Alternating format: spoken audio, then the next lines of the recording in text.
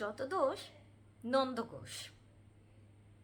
Wife তার হাজব্যান্ডকে বলে, তোমাকে দিয়ে একটা কাজও হয় না, তুমি একটা কাজও করতে পারো না, তুমি ভালো করে কোনো কাজই করতে পারো না আজ পর্যন্ত।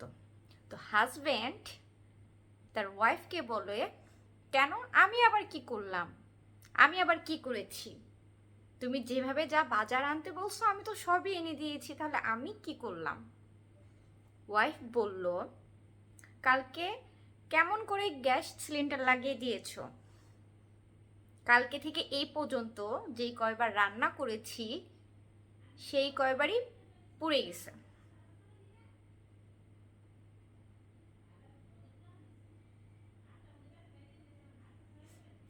তখন হাজব্যান্ড অবাক হয়ে বলল, তার মানে যত গোশ নন্দগোশ শুধু আমারই, তোমার কিছু না? আমি না হলে গ্যাস সিলিন্ডার লাগাই দিছি, রান্না তো করছো তুমি, তাহলে তোমার রান্নাটা পড়লো কেন?